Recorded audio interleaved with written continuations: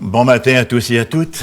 Est-il utile de rappeler que c'est toujours une grande joie, un grand plaisir de revenir vous visiter? Je suis encore seul ce matin. Mon épouse ne m'a pas accompagné. Vous savez qu'elle est au repos jusqu'à la fin mars.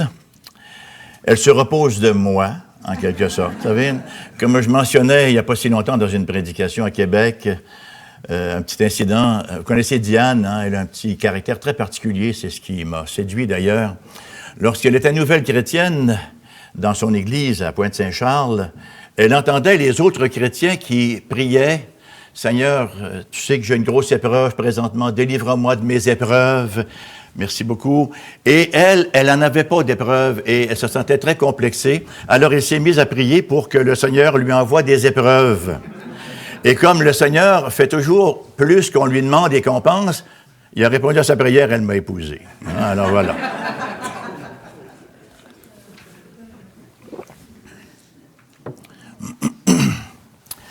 J'ai fait un petit faux bond à Pascal ce matin. J'ai changé ma prédication in extremis, de sorte que la lecture du texte de ce matin va elle va carrément être dans l'Évangile de la Genèse, parce que l'Évangile est dans la Genèse, comme vous le savez très certainement.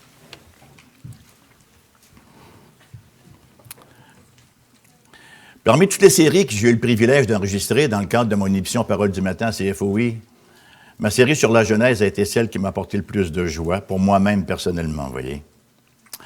Ça faisait plusieurs fois que j'exposais la Genèse au complet, mais c'est la première fois que je réalisais tous les détails, si on peut dire, de l'alliance en branle, et comment Dieu, dans sa grande miséricorde, conduisait son peuple, et avec quelle doigté et quelle main de maître, il dirige tous les événements, même ceux qui nous apparaissent les plus insignifiants, pour effectivement conduire l'histoire à l'avenue du Messie et à notre salut, à nous, aujourd'hui. Par contre, bien sûr, dans le cadre de l'émission Parole du matin, on a eu à peine une demi-heure pour faire un exposé des textes. Alors, on doit se limiter. On ne cherche pas tellement ce qu'on va dire, on cherche plutôt ce qu'on ne dira pas, ce qu'on va laisser de côté. Alors, ça me plaît toujours de revenir, dans le cadre d'un message un peu plus long, pour revisiter certains textes et aller plus avant dans son exposition. Et ce sera le cas ce matin. Je vous invite donc à tourner avec moi dans Genèse, chapitre 37, excusez-moi, la péricope est assez longue, mais elle vaut la peine d'être lue, versets 12 à 36. Genèse 37, versets 12 à 36, que je lis depuis la version dite de la Genève.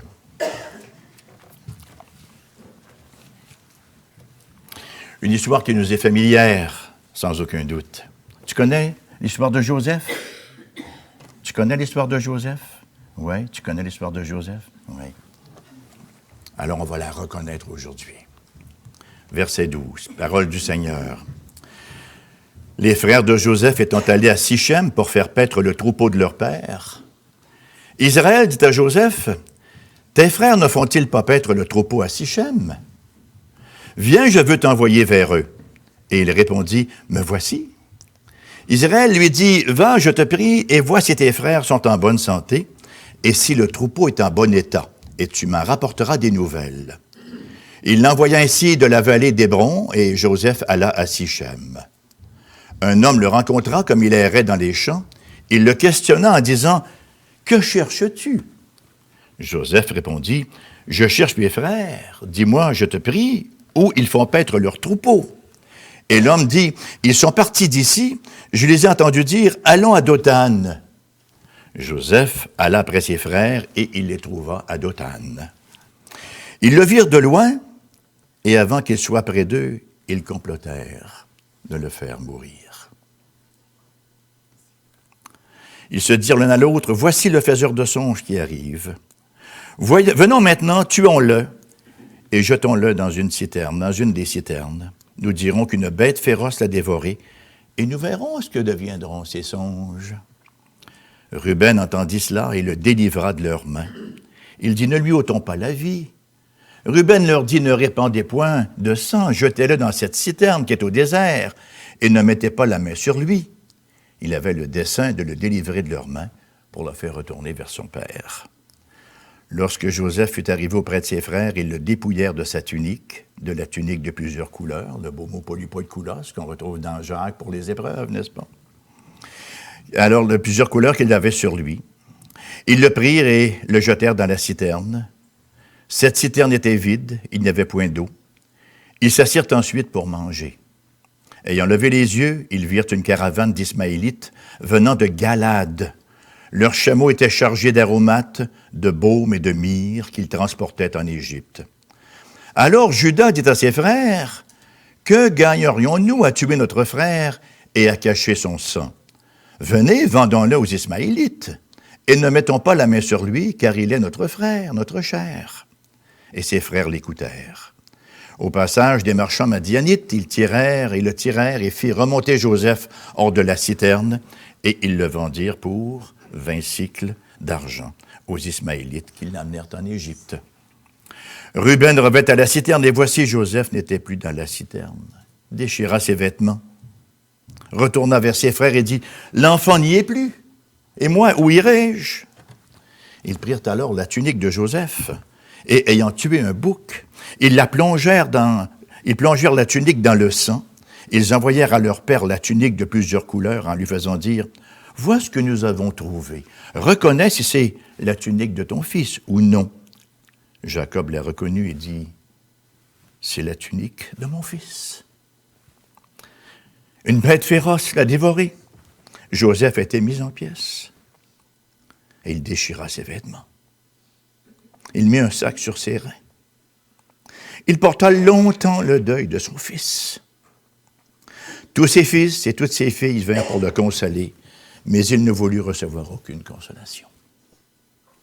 Il disait, « C'est en pleurant que je descendrai vers mon fils au séjour des morts. » Et il pleurait son fils.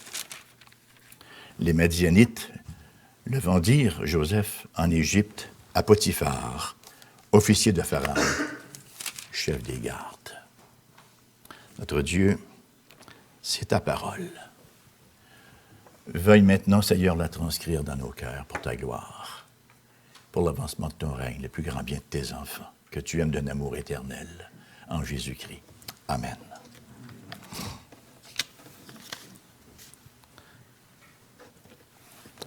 C'est un texte touchant. Moi, tout me touche de toute manière, remarquez. Mais c'est un texte touchant. De perdre un fils, de perdre le fils préféré, qui plus est. On se met dans la peau de Jacob. Quelle douleur. Et il y a bien d'autres considérations qu'on va voir au fil du texte ce matin. C'est un message qui m'a été inspiré. Je l'ai prêché à Québec il y a quelques mois déjà. C'est un message qui m'a été inspiré, encore une fois, par un incident bien banal qui s'est produit à la maison. Vous savez, tout a un contexte, même le choix de nos prédications a un contexte, hein, Pascal? Et c'est dirigé par le Seigneur, manifestement. Vous savez, quand Paul peut dire « Il a paru bon au Seigneur », c'est Paul qui dit ça? Jean, il a paru bon au Seigneur de faire ceci, de faire cela, ou il a paru bon au Saint-Esprit. Il y a une réalité. Il utilise des agents, il utilise des moyens, mais ça demeure quand même le Seigneur qui opère à travers tout cela. Donc, quel est l'incident qui m'a motivé? L'idée de ce texte-là, un incident extrêmement simple, pardonnez-moi.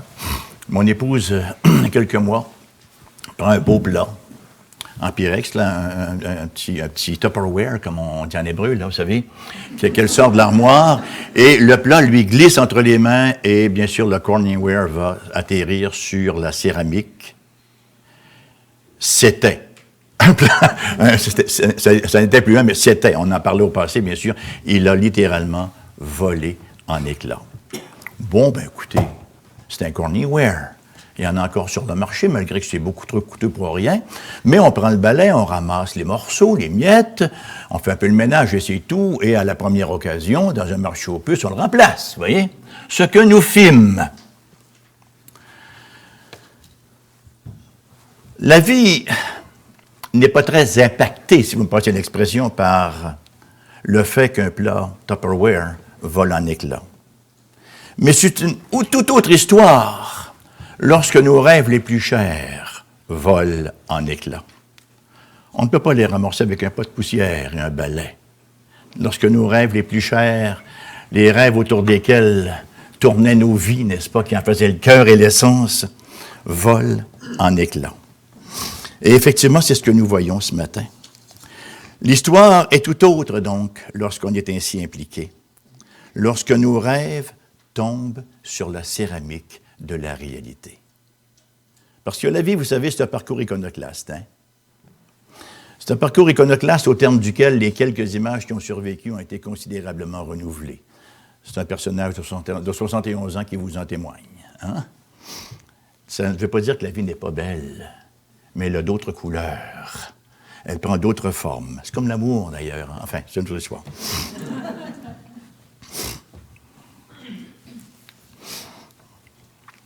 La réalité, donc, est iconoclaste. Je me souviens, quand j'étais jeune, on lisait les livres de San Antonio. Je ne sais pas si certains personnages de mon âge le lisaient aussi.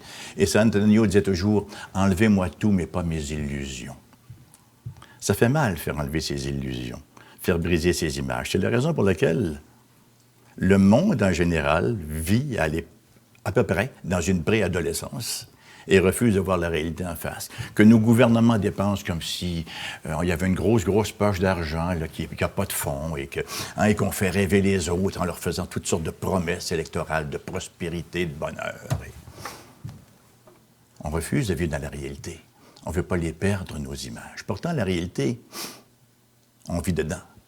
Alors, tôt ou tard, il faut la regarder dans les yeux parce qu'elle va nous emporter de toute manière. On entre dans la vie avec des rêves, avec des ambitions, que le temps se charge. Je ne veux pas là, avoir l'air d'un vieillard qui est toujours en train de se plaindre, de dire que tout va mal, mais le temps se charge effectivement de les faire voler en éclats, souvent de fois. Mais là où le choc est le plus grand, c'est qu'on entre dans la vie chrétienne de la même façon. Et souvent de fois, si on est les produits de l'évangélisation d'il y a 15 ou 20 ans, là, une petite évangélisation un peu romantique, tu sais, avec Jésus, tu sais, tout ira bien. Tu sais, là, tu n'auras plus de problème, tu es avec Jésus, tu es blindé, tu viens de trouver la panacée. Hein? Et là, les premières épreuves, bon. Luther disait... Les chrétiens ne disent pas de mensonges, ils ne font que les chanter. C'est parce que ça ne va pas toujours bien. Ça va toujours bien, oui, mais ça dépend de quelle perspective. Mais il y a des jours où ça va très mal. Il y a des jours où on se sent très mal. La détresse psychologique, ce n'est pas uniquement pour le monde, c'est pour les chrétiens aussi. Les moments d'angoisse, pour les chrétiens aussi. Les moments de découragement, les moments de doute que quelqu'un... Ça, je trouve ça très, très beau. Je me souviens plus quel commentateur parlait de ça. Le doute, c'est comme un moustique. Hein. Ça ne peut pas nous manger, mais ça nous... En anglais, it bugs us. Hein? Par définition, c'est un bug. Hein? Alors, ça nous dérange sérieusement. Alors, effectivement, on entre dans la vie chrétienne et là, on carbure aux promesses de Dieu. Et là, on est bien content, on lit, on commence notre vie chrétienne et là, on dit les difficultés qu'on vit dans un intervalle, parce qu'on a des difficultés. On les vit dans l'intervalle entre la promesse et la réalisation, parce que nous sommes en route vers la cité céleste, on n'est pas rendu. Il y a deux dangers. Le monde refuse de quitter le paradis terrestre, il essaie toujours de s'en reconstruire un autre, en oubliant qu'il y a toujours un serpent dans chaque paradis terrestre. Et il y en a d'autres qui, par la foi, sont déjà rendus dans la gloire. Hein, la réalité est entre les deux. On est, comme disait si bien notre ancienne religion, dans l'Église militante. Et je pense que c'est un terme qui était bien choisi. La vérité est que les vases de nos vies sont de l'artisanat fragile. Facilement réduits en pièces par les tempêtes de l'existence, qui se présentent à nous d'ailleurs sous forme de maladies sérieuses, sous forme du décès d'un être cher, sous forme d'un mariage qui fait naufrage, sous forme d'enfants rebelles, sous forme d'une relation abusive, sous forme de l'échec d'une carrière qui était pourtant si prometteuse, et vous pouvez ajouter à l'encyclopédie des formes que prend l'épreuve. Je prie qu'un jour, quelqu'un ait la sagesse d'écrire un livre qui pourrait s'intituler « Le côté obscur de la vie chrétienne ». Je venais de te fournir une belle occasion de plugger ton livre, hein? C'est pas gentil. À la lumière de cette réalité-là, le texte de ce matin s'offre à nous comme une méga dose d'encouragement, frères et sœurs, mais aussi comme une mise en réalité pour ceux et celles qui considèrent la foi comme, justement, comme une panacée. On y voit, malgré tous les rêves que Dieu avait donnés à Joseph, puis qu'il a fait voler en éclats quelque part pendant un certain temps, on voit que Dieu était toujours en contrôle, pleinement en contrôle de chaque aspect de sa vie. En fait, non seulement Dieu était-il en contrôle, mais il était précisément à l'œuvre à travers ces expériences de souffrance et d'abus aux mains de ses frères. L'autre message que je devais vous apporter, c'est le premier de 2 messages que j'ai apporté aussi il y a quelque temps, le ministère de l'épreuve. Le mot « missio » veut dire « envoyer ». Une épreuve, c'est un missionnaire. C'est quelque chose que Dieu envoie pour un but bien particulier, qui fait le ministère, qui fait le service, n'est-ce pas, pour Dieu et pour les saints. Donc, Dieu est en contrôle de chaque aspect de la vie, chaque aspect des circonstances de Joseph. Plus encore, ces événements se sont avérés le moyen par lequel Dieu a accompli son bon dessein à l'égard de Joseph, de toute sa famille et ultimement du monde entier. Van Til disait, « Seul un Dieu bon peut décréter le mal et le faire concourir au bien. » Le plus grand mal de l'univers a concouru au plus grand bien. Quel est le plus grand crime de l'univers, sinon mettre Dieu à mort? Le Fils de Dieu à mort. Et c'était le plus grand bien de l'univers. J'ai 3 points ce matin. Le premier, la souveraineté de Dieu sur les événements inexplicables. J'ai failli dire juste sur les événements, parce que mon expérience me dit qu'il n'y en a aucun d'explicable. On trouve des explications. Est-ce qu'on a la bonne? Elle est toujours partielle. On comprend une infime partie de l'agir divin. Alors, la souveraineté de Dieu sur les événements, entre parenthèses, inexplicables. Deuxièmement, la souveraineté de Dieu sur les péchés volontaires. Et troisièmement, la souveraineté de Dieu, si je suis hérétique, vous corrigerez après coup, la souveraineté de Dieu et la dispensation de sa grâce. Voilà mes 3 points pour ce matin. Mais avant, revoyons brièvement ce qui est arrivé à Joseph. On n'a pas besoin de beaucoup de perspicacité et de très, très longues études en psychologie, en sociologie et en quoi que ce soit d'autre pour réaliser que la famille de Jacob, c'est une famille complètement dysfonctionnelle. Complètement dysfonctionnelle. On sait comment ça a commencé, avec tonton Laban, qui lui refile la femme qu'il voulait pas, il l'aime pas trop, finalement il a sa petite préférée, là il y a la compétition ensuite sur les naissances, sur les accouchements, là bon, on manque de force, on manque d'énergie, ça fonctionne pas, on embarque les servantes dans le dossier, et on se ramasse avec 12 enfants. Et ça a dû avoir une répercussion sur les enfants, ça va de soi. Imaginez-vous un peu la famille, là, le repas autour de la table à Noël, là, le réveillon, là, où on chante aux nuits de paix, là. Ça ne devait pas nécessairement être le cas à chaque jour. Pourtant, et ça c'est la beauté de la grâce de Dieu. C'est cette famille-là que Dieu avait choisie comme fondement de la communauté d'adorateurs qu'Israël allait devenir. L'auriez-vous choisi? C'est cette famille-là que Dieu a choisie. Joseph était détesté par ses frères. On l'aurait détesté aussi, probablement. Il n'y a aucun doute qu'il doit y avoir un peu d'arrogance chez ce garçon-là, dont le paternel était toujours du bord de ce fils préféré-là. Et il beurrait épais. C'est pas qu'il se vantait, mais il s'humiliait pas trop non plus quand il leur racontait ce qu'il vivait, ses expériences. Alors, il le détestait, et il faut bien dire que Jacob et lui avaient tout fait pour qu'il en soit ainsi, et il avait bien réussi. Ses frères vraiment le détestaient. C'était le chouchou de son papa. Et pour bien le mettre en lumière, il lui avait fait une belle tunique multicolore. Les autres n'avaient pas eu ça. Seulement Joseph avait eu cette petite tunique-là. Et comme si ce n'était pas suffisant, Joseph en rajoute. Joseph, âgé de 17 ans, lit-on dans le texte, faisait paître le troupeau avec ses frères. Cet enfant était auprès des fils de Bila et des fils de Zilpa, femme de son père. Et Joseph rapportait à leur père leurs mauvais propos. « Papa, regarde ce qu'ils m'ont fait, là. Ça arrive-tu sur les enfants? Non. Il rapportait leurs mauvais propos. Il faut aller un petit peu plus creux dans le texte pour réaliser à quel point c'est insidieux ce que Joseph faisait ici. Parce que le mot qui est rapporté là, par mauvais propos, le mot rabat, en hébreu, est traduit dans le livre des Proverbes par calomnie. Il leur rapportait les événements, mais il les épissait encore un peu plus pour les rendre encore plus juteux, plus savoureux, plus graves, hein, pour être sûr que lui allait se valoriser encore davantage chez le dos de ses frères. Alors, il les calomniait un tout petit peu.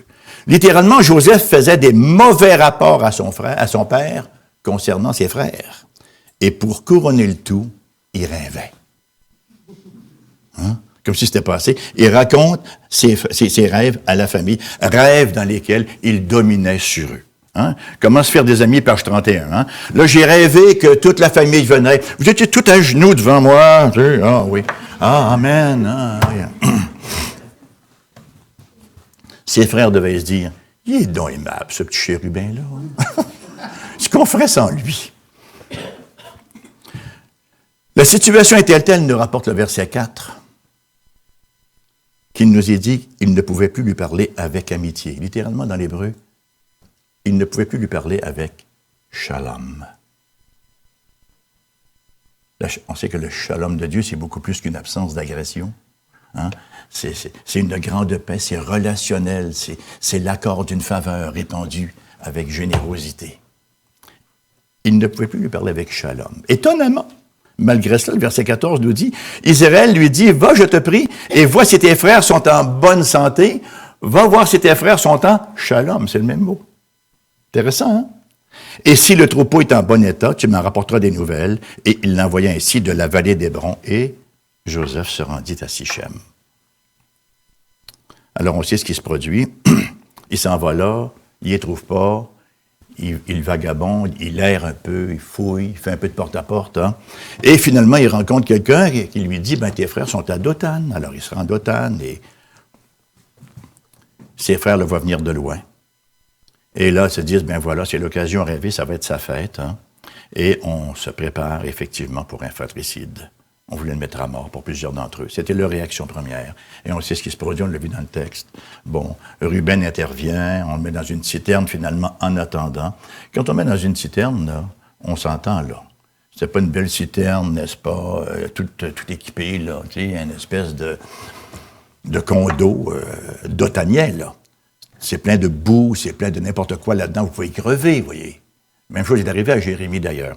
Et on le place là-dedans, et eux, qu'est-ce qu'ils font pendant ce temps-là? Ils ont beaucoup, bien sûr, de compassion pour leurs frères. Ils s'assoient et ils mangent leur sandwich, leur pita humus, pendant que leurs frères se lamentent à l'agonie dans le fond de sa citerne.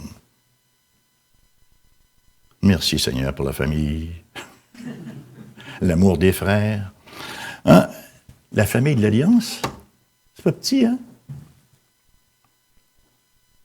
Et là, bien sûr,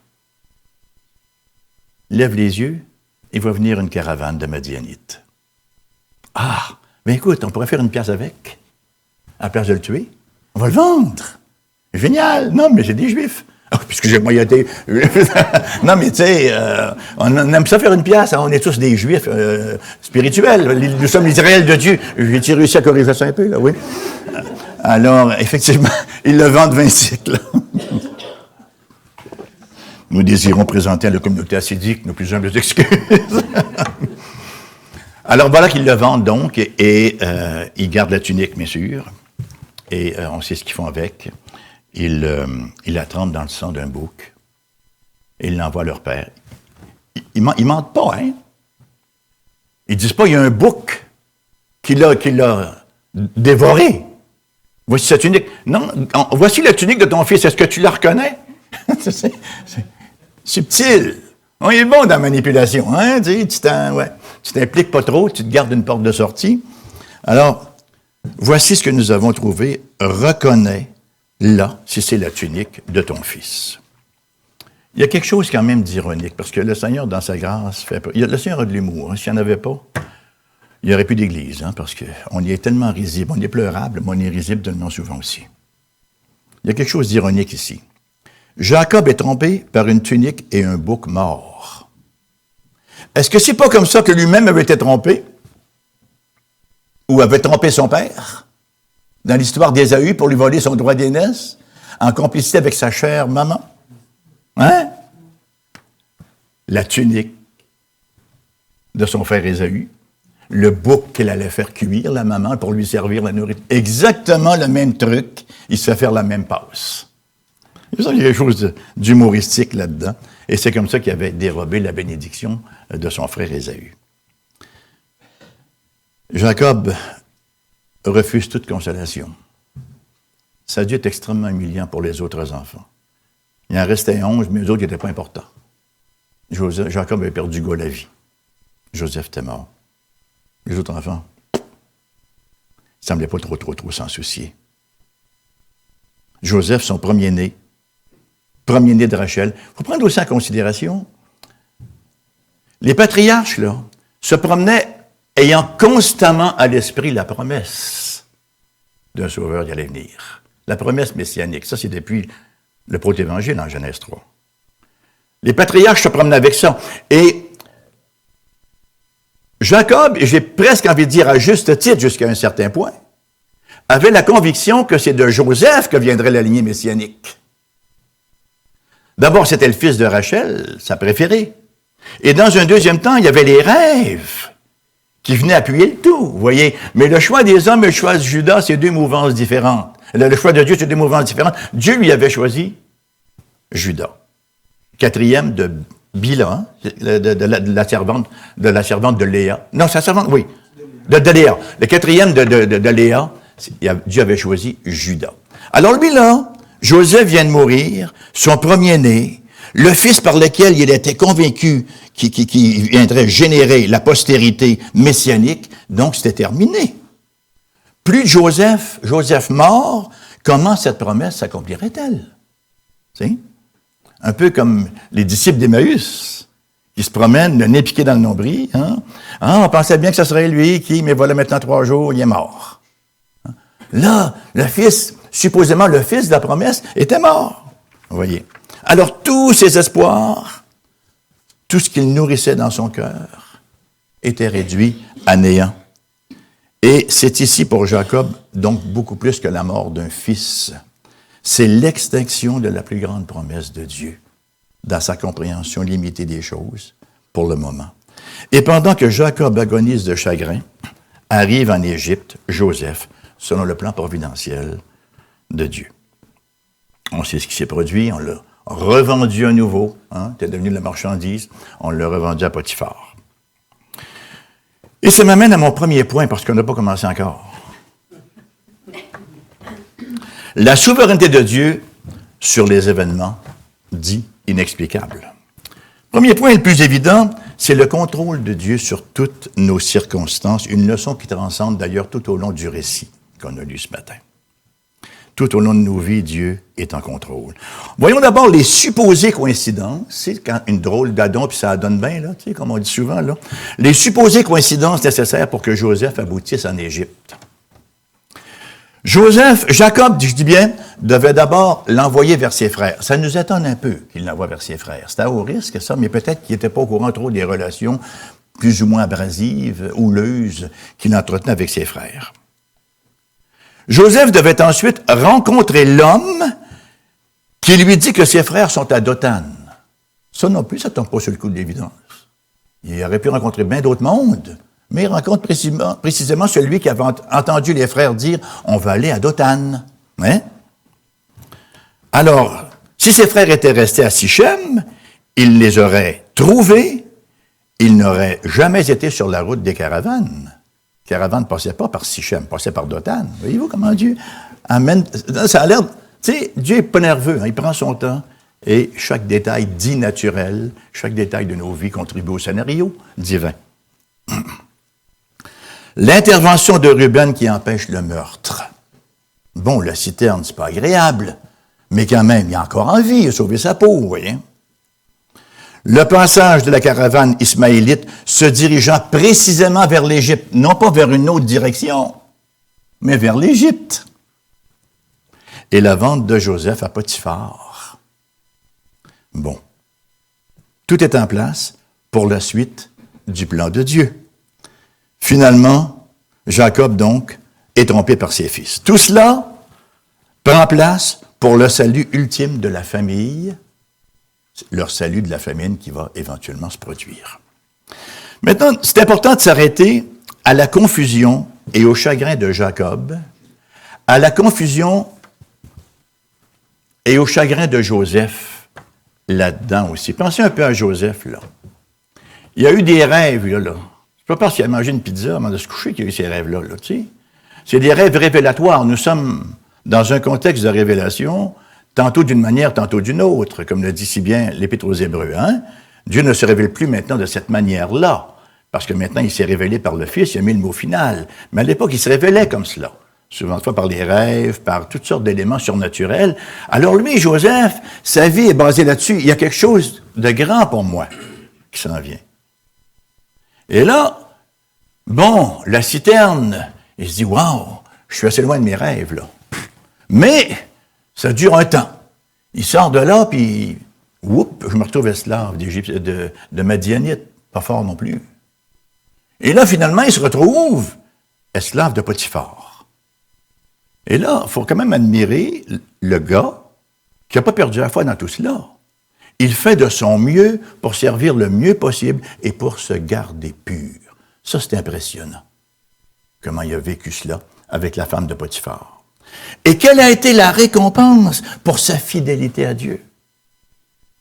Pour avoir dit à Satan, retire-toi arrière de moi, femme de Potiphar satanique. Loin de moi la pensée, d'offenser Dieu de cette manière-là. Quelle récompense il a eu? Il s'est retrouvé en prison. Il est passé pour un traître, il s'est retrouvé en prison. Là, il est là, il moisit en prison. Avec mon Dieu, tu sais? Un petit peu trop ironique, non? Okay. Mais, voyez-vous ce que je veux dire? Jacob, lui, pendant toutes ces années-là, on parle d'une vingtaine d'années, là, bien-aimé, pleurait son fils. Certainement que ça l'a fait vieillir beaucoup plus rapidement que prévu. Il a perdu sa raison de vivre.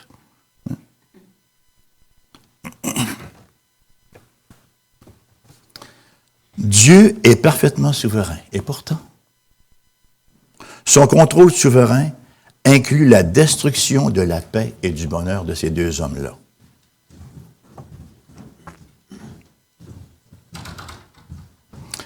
Jacob, inconsolable, dans un état de douleur intérieure indicible, dans une obscurité opaque, qui va perdurer au cours des 20 prochaines années. Bien sûr qu'avec mon Dieu, tout ira bien, ça a sa raison d'être. Mais il faut l'échelonner sur une longue période de temps. Il n'y a aucune voix qui vient percer le ciel, là. Ni pour Jacob, ni pour Joseph, pour leur dire, écoutez les gars, ça va bien finir. Juste patienter, juste 20 ans. Il n'y a aucune voix qui vient leur dire que ça va bien finir. Ils sont dedans. Ils macèrent dans la douleur et ils ne voient pas d'issue. Il n'y avait rien d'autre sur lesquels s'appuyer que sur leur foi en Dieu et ses promesses.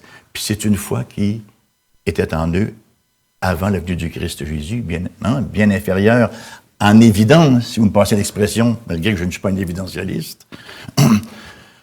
Aucun conseiller, aucun théologien, aucun spécialiste, même le plus doué, n'aurait été en mesure d'expliquer ce que Dieu était en train de faire. On ne peut pas emprisonner Dieu dans nos syllogismes. J'aurais bien aimé un amen. Je vous trouve extrêmement baptiste au passage. Risquez-en un de temps en temps, ça fait du bien. Ça va vous faire du bien à vous aussi. C'est pas un catharsis, mais on se sent davantage impliqué. Est-ce que je peux dire cela? Good. C'est un bon investissement de toute manière, ça ne sera jamais perdu. Un amen bien placé. À même que vous ne soyez pas d'accord. On a cette propension, dès que quelque chose arrive de désagréable, on essaie de trouver des explications.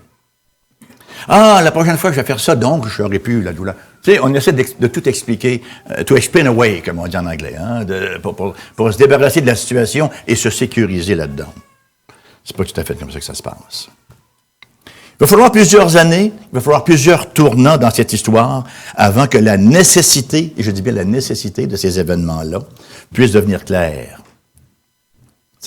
L'apôtre Pierre nous parle de ça, parlant de l'épreuve. Hein? Lui que vous aimez sans le connaître, quoique, pour l'instant, puisqu'il le faut, vous ayez à subir des épreuves. Les épreuves,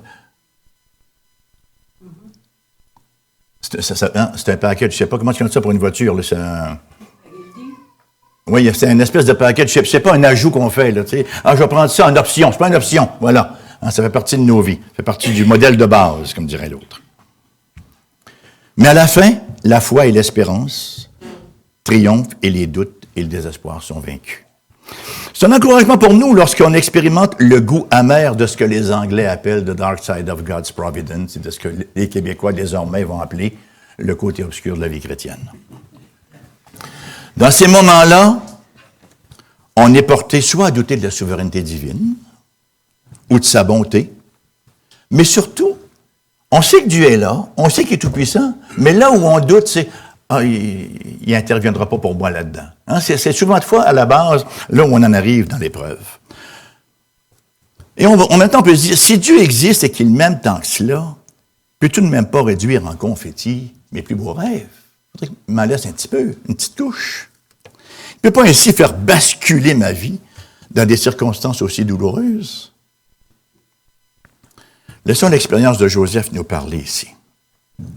Oui, la providence souveraine de Dieu nous conduit parfois dans des tempêtes qui amènent nos espérances et nos plus beaux rêves à faire naufrage et à ne pas revenir en surface. Dieu ne nous a jamais promis une vie facile, une vie de santé, une vie de prospérité, une vie sans épreuve, une vie de succès absolu. Nous ne sommes pas des gens qui promouvons la théologie de la gloire, mais nous sommes des gens de la théologie de la croix. On est un peu luthérien là-dessus aussi. La théologie de la croix. Pends ta croix et suis-moi. On n'est pas de la théologie de la gloire. Au nom de Jésus, je te chasse épreuve. Au nom de Jésus, je te chasse maladie. La théologie de la gloire, on n'est pas là. Ça, c'est à venir, ça, pour la gloire. Mais pends ta croix et suis-moi. Reconnais-le dans toutes tes voies. Dieu n'est pas un personnage méchant et capricieux qui, sans raison, place des circonstances douloureuses dans nos vies. Il y a toujours de profondes leçons à nous enseigner et des manières de nous amener à le glorifier, qui ne pourraient s'accomplir sans passer par ces tempêtes-là. On parle ici de passage obligé. On est porté à dire dans la tempête, là, dans les épreuves, pourquoi est-ce que ça m'arrive? Qu'est-ce que j'ai fait au bon Dieu pour que ça m'arrive? C'est pas la bonne question. La question devrait être, comment puis-je glorifier Dieu dans cette épreuve-ci?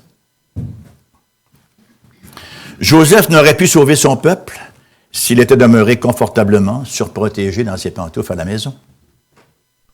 L'amour idolâtre de Jacob pour son fils, parce que c'était un amour, une affection idolâtre démesurée, pour son fils, devait être mis au défi, et pour cela, Joseph devait disparaître pour un temps. Nos chagrins, nos peines ne sont jamais sans signification. Parce que Dieu interprète toutes choses, on le sait. Il n'y a pas deux dieux. Nous ne sommes pas ces Grecs qui voyons, n'est-ce pas, le mal et le bien comme une voie de chemin de fer qui s'en va en parallèle et qui aboutissent jamais. Il y a un seul créateur et c'est Dieu. Et toute existence, quand on parle d'existence, pas uniquement matérielle, tout événement qui existe ne peut prendre sa source ailleurs qu'en Dieu et n'arrive jamais comme un fait brut. Dieu l'a déjà interprété pour nous. Alors ça nous amène à revoir un peu notre herméneutique des événements. Dieu a toujours un but, un objectif à atteindre en nous et à travailler en nous. Et ça m'amène à mon deuxième point. La souveraineté de Dieu sur les péchés volontaires. Deuxièmement, donc, Dieu est souverain sur les péchés volontaires des frères de Joseph. Pour plusieurs, cet aspect de la souveraineté de Dieu, c'est un moton plutôt dur à avaler. Dieu est certainement souverain, dit-on, sur les circonstances, les tempêtes de nos vies, mais la méchanceté humaine, est-ce que c'est pas simplement le résultat de notre liberté? Notons ici à quel point la manière dont Dieu ordonne les circonstances était nécessaire aux frères de Joseph pour qu'ils agissent selon leurs impulsions pécheresses. Alors oui, ça ne fait pas Dieu l'auteur du péché d'aucune façon. Tant et aussi longtemps que Joseph était à la maison, même s'il le détestait, là, amèrement, puis il lui parlait au vitriol, ça s'appelait « touche pas au petit gars à papa ». Jacob était là toujours pour le défendre. fallait qu'il fasse un homme, un bon moment donné. Si Jacob n'avait pas décidé d'envoyer Joseph s'enquérir du shalom de ses frères, leur pensée n'aurait jamais été mise au jour et leur plan à exécution. C'est comme ça qu'on se connaît. On ne se connaît pas en se regardant dans le miroir. On se connaît à partir de nos réactions dans les différentes circonstances. On se connaît à partir de nos relations avec les autres. Ah, j'aurais pas pensé que je réagirais de cette façon-là parce qu'on s'aime beaucoup et on a eu généralement une assez haute opinion de nous-mêmes. C'est comme ça pour nos propres expériences douloureuses. On aime bien sûr raconter des circonstances où la providence de Dieu nous a gardés d'un malheur ou d'une catastrophe ou d'un malaise. Hein? Le 11 septembre 2001, hein, les tours à New York, hein, il y a une dame qui racontait qu'elle était en retard ce matin-là parce que, chemin faisant vers le travail, elle a rencontré un artiste connu. Elle s'est arrêtée pour lui parler longtemps. Elle est arrivée, puis quand elle est arrivée, les tours étaient écrasés. Et Dieu lui a sauvé la vie. Mais il y en a qui n'ont pas eu ce privilège-là, si vous me posez l'expression, ils ont eu un autre privilège. Hein? Ceux qui étaient croyants, ils ont eu le privilège d'aller rejoindre le Seigneur, là, et ils n'ont pas échappé à la catastrophe. Dieu était souverain sur les actions pécheresses des terroristes, comme il l'est sur nos propres péchés. Nous avons dans le cœur, si nous sommes honnêtes avec nous-mêmes et avec Dieu, toutes sortes de pensées pécheresses qui ne se traduisent pas toujours en action. Parce que l'occasion nous manque. Quand l'occasion se présente, on a la capacité pour tous les péchés les plus graves, les plus détestables.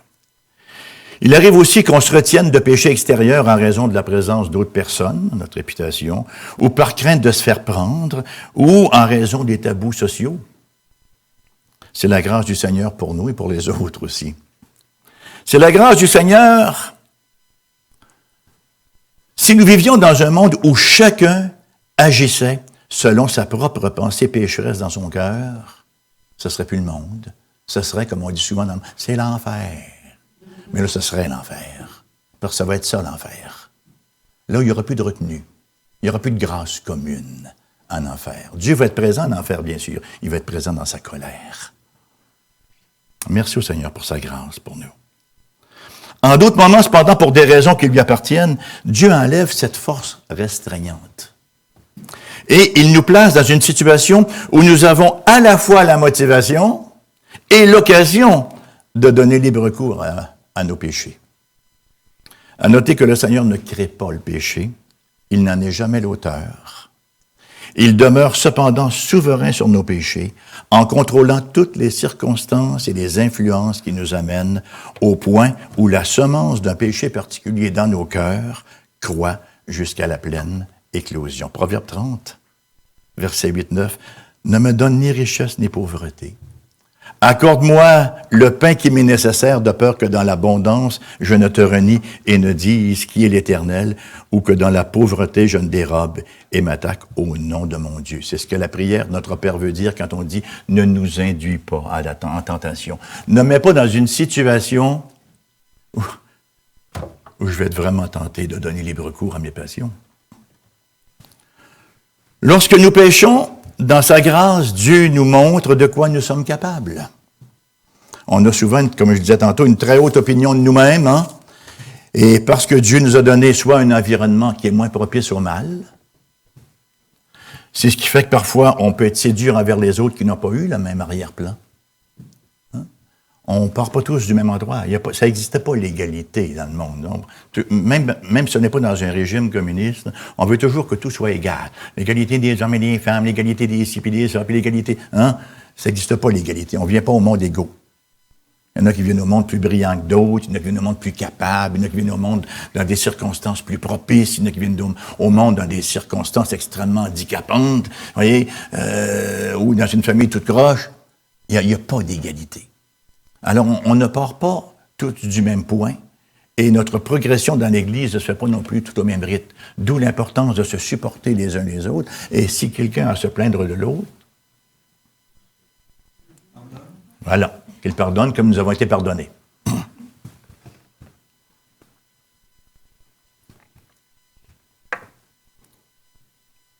La réalité est cependant que s'il y a un péché particulier dans ma vie, que ce soit la colère, que ce soit la convoitise, la cupidité, la malice, les mauvaises attitudes, l'idolâtrie.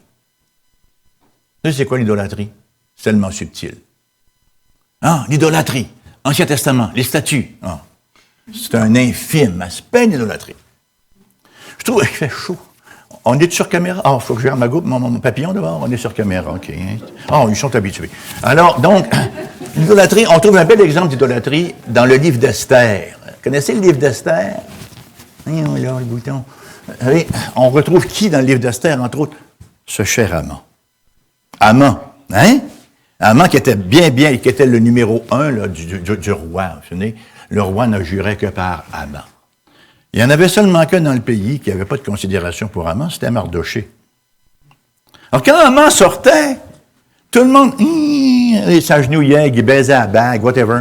Hein? Mais lui, Mardoché, une coquerelle serait passée, ça aurait eu le même effet sur lui. Et just didn't care at all. Hein? Pas du tout. Et là, c'est étonnant. Haman que tout ce qu'il lui faut, qui est le chouchou du roi, qui est hyper enrichi, qui navigue parmi les grands de la place, qui est adulé, sa vie vient de perdre tout son sens parce qu'il y en a un seul dans le pays qui ne s'incline pas devant lui. Son idole venait d'être débusquée. Son idole d'être adulé, d'être le vu, le su, le connu, le supérieur. Il perd complètement sa joie. Il en parle même à sa femme, il en parle à ses amis, qui, en bon conseiller, lui suggère un gibet. Prends-le. Ça, vous savez, les Moyen-Orientaux ne sont pas comme nous. Ils ne discutent pas longtemps. Tu as un problème, tu fais mourir le problème, il n'y a plus de problème. Alors, à main, tu as un problème, tu le prends, il n'y a plus d'amant. Hein? Les amis d'Israël autour, là, on n'aime pas Israël, on va faire sauter la place, on va faire un gros parking avec ça, on n'aura plus de problème. Hein? C'est ça, en général, que plusieurs des pays autour d'Israël veulent faire. C'est le rêve qu'ils chérissent. Je suis perdu avec ça. Donc, nos idoles, effectivement. Lorsqu'on a une occasion de pécher, ça prend quelque chose, ça prend la grâce de Dieu pour ne pas qu'on s'y adonne. Et lorsque Dieu choisit de nous montrer la triste réalité au sujet de nous-mêmes, alors là, nous comprenons notre besoin de l'Évangile, notre besoin de la grâce, notre besoin du pardon, notre besoin de la croix à chaque pas de nos vies. C'est pour ça que la conversion, là, quand les gens racontent leur témoignage, c'est souvent arrivé à un moment crisiaque. C'est une crise, la conversion. Hein? Ça arrive d'un moment crisiaque où il est arrivé une circonstance dans ma vie où j'ai pris conscience de. Le Seigneur a utilisé cela. Ça va arriver parfois qu'il n'y aura pas nécessairement une circonstance catastrophique et que quelqu'un, oui, va tomber sous le coup d'une conviction par l'esprit, sans nécessairement de médiation événementale, mais généralement, les événements sont utilisés pour cela. Et ça m'amène à mon troisième point, je pense qu'on va rentrer dans le temps. La souveraineté de Dieu et la dispensation de sa grâce.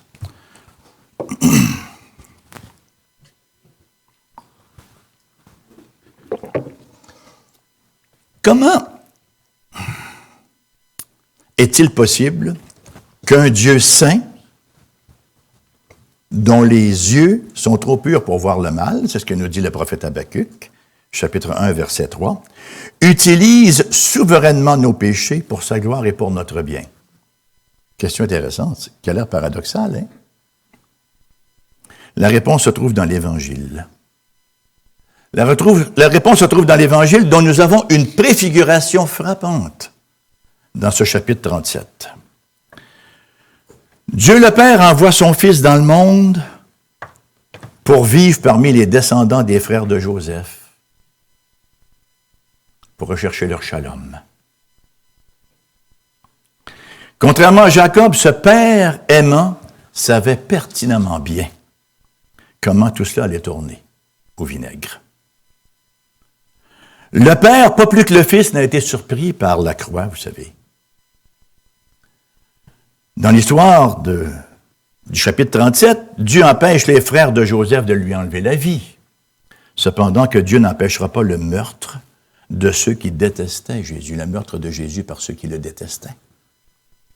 Il entoure son Fils d'une bande de scélérats qui lui enlève sa tunique. Voyez-vous les amalgames? Lui font subir une pléthore de mauvais traitements avant de l'exécuter brutalement. Autant Joseph était loquace à la maison, autant il était silencieux dans sa citerne, sinon pour implorer la grâce. Et ça nous rappelle encore Jésus, Ésaïe 53, semblable à un agneau qu'on mène à la boucherie, à une brebis muette devant ceux qui l'attendent, il n'a point ouvert la bouche, sinon que pour dire « Élie, Élie, lama sabachthani » mon Dieu, pourquoi m'as-tu abandonné? Il aurait pourtant pu appeler, il l'a dit déjà dans un autre contexte, une légion d'anges à son secours. Vous voyez, Dieu exerce sa souveraineté ici, même sur la mort de son Fils bien-aimé aux mains des impies. Ces derniers n'avaient aucun pouvoir de commettre un tel péché contre lui, excepté le pouvoir que lui-même leur donnait. Quand un enfant tape son père dans le visage, c'est parce qu'il est sur les genoux de son père. Pour pouvoir blasphémer contre Dieu, il faut qu'il nous tienne pour ce faire. Il faut avoir en lui la vie, le mouvement et l'être, vous savez. Alors ces gens-là, c'est par la force que Dieu leur donnait qu'ils ont fait ce traitement-là, qu'ils ont imposé ce traitement-là au Seigneur.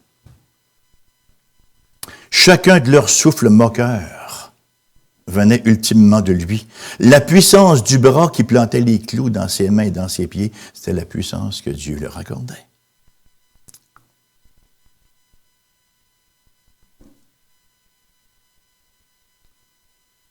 Acte 2, 23.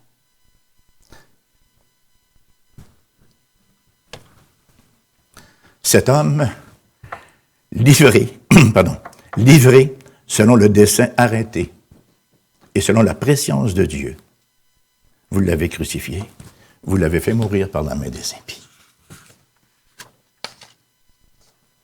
Cependant, le père, à l'opposé de Jacob, savait que la mort de son fils, c'était la preuve du triomphe de l'amour divin, pavant la voie de la vie éternelle à une multitude d'hommes et de femmes pécheurs. À la croix, il y a quelque chose qui s'est produit pour les hommes qui l'ont crucifié. Ils n'auraient jamais, ceux qui l'ont crucifié, n'auraient jamais anticipé, n'est-ce pas? Pas plus que les frères de Joseph n'avaient le moindrement soupçonné que Dieu était en train de faire, ce que Dieu est en train de faire à travers leur jalousie, à travers leur colère maladive, pécheresse et meurtrière. Frères et sœurs, c'est cette réalité-là qui devrait nous donner une nouvelle forme, ou donner une nouvelle forme à la manière dont vous et moi, nous interprétons les tempêtes qui envahissent souvent de fois nos vies. Ça change notre interprétation des choses, quelles que soient les circonstances, quelles que soient les conséquences même du péché des autres envers nous, et de notre péché envers les autres. Comment un Dieu souverain sur toutes les circonstances possibles, même sur les pires actions pécheresses des êtres humains, pourrait-il ne pas être à l'œuvre pour mon bien dans les tempêtes de ma vie? Sa manière d'œuvrer peut nous apparaître douloureuse. Il ne restreindra pas toujours le péché des autres sur nous, non plus que le nôtre sur eux. Nos rêves pour ce monde peuvent voler en éclats, mais seulement dans la mesure où Dieu peut faire quelque chose de plus riche, de plus pur, à partir des éclats. Le soir arrivent les pleurs. Qu'est-ce qui arrive au matin? L'allégresse. Psaume 35. Le soir arrivent les pleurs, le matin l'allégresse. Ils sont enseignables. Alléluia. Dieu va utiliser nos douleurs, nos épreuves, nos péchés chez les autres pour révéler l'intérieur de nos cœurs, pour nous montrer notre besoin de lui, nous montrer notre besoin impératif de l'Évangile, pour nous faire voir davantage à quel point nous vivons dans un monde brisé et dépravé. Il va utiliser nos épreuves pour nous raffiner, pour nous sanctifier, pour nous enseigner à regarder davantage au trésor que nous avons et que nous devons rechercher, c'est-à-dire lui, le Christ Jésus. C'est la seule manière de faire une lecture correcte de Éphésiens 2.10 qui nous dit « Nous sommes son ouvrage ». Faites une prière cet après-midi, parlez au Seigneur, dites-lui « Seigneur, qu'est-ce que tu fais, c'est ainsi? » Le Seigneur va vous dire « Je travaille. » « Ah, à quoi tu travailles? » « Travaille sur toi. T'es mon œuvre. Vous savez que le mot, c'est poiema, certainement, qui a donné en français poème, qui veut dire une œuvre d'art. Le Seigneur n'est pas en train de faire de la camelote et de la ferraille avec nous, vous savez. Il est en train de faire une œuvre d'art. Que cela soit notre pensée, que ça nous guide à travers les hivers de nos vies. On sait c'est quoi un hiver, nous autres, hein? Si vous viviez à Québec, vous le sauriez encore davantage. Parfois, les hivers sont plus longs que les étés. Il y a une alternance de saisons. Mais quelle que soit la saison, nous sommes dans les mains de notre Dieu et nous sommes son œuvre d'art. Amen. Dieu très saint, tout-puissant, Père des Lumières, Dieu auquel aucune circonstance, de quelque sorte qu'elle puisse être, n'échappe. Aucune d'elles ne passe sous le radar. On veut se laisser rappeler, Seigneur, à quel point tu es constamment à l'œuvre dans nos vies. Tu n'es pas à temps partiel, tu ne fermes pas 5 heures. Tu es toujours en train d'œuvrer dans nos vies, dans tout ce que nous expérimentons, Dieu Saint Tout-Puissant. Gloire te soit rendue. Nous te remercions pour ta providence, ô Seigneur. Providere, toi qui as vu d'avance, et tu as vu d'avance parce que c'est toi qui as fait placer dans l'espace et dans le temps les circonstances qui allaient prendre place dans nos vies. Comme nous te bénissons, comme nous t'adorons et te louons, et comme nous voulons te faire cette prière si chère aux apôtres, Seigneur, augmente notre foi, afin que nous puissions voir plus clairement ta main dans nos vies, Seigneur, ta main toujours compatissante, qui œuvre toujours au bien de ceux qui t'aiment. Notre Dieu, nous ne saurons jamais à quel point nous avons une propension à aller vers le bas, de sorte qu'on ne peut jamais réaliser à quel point il faut ta puissance immense pour nous amener vers le haut. Et on ne comprend pas toujours parce que autant, n'est-ce pas, ta connaissance est élevée au-dessus de la terre, autant l'Orient est éloigné de l'Occident, hein, autant tes pensées sont différentes des nôtres. Seigneur, ta transcendance nous échappe tant et tellement. Mais Seigneur, nous avons toutes tes promesses, tes paroles, et nous marchons sur cette dynamique-là, nous carburons à tes paroles et à tes promesses. Tu es un Dieu puissant. Que 1000 tombent à ta droite, 10 000 à ta gauche, ou vice-versa, Seigneur, nous ne serons point ultimement affectés parce que tu nous gardes et que nul ne nous ravira de ta main. Sois béni, ô Dieu Saint, et donne-nous d'être flexibles, malléables entre tes mains comme l'argile que nous sommes, afin que tu puisses faire de nous des vases d'honneur à ta plus grande gloire en Christ Jésus. Amen.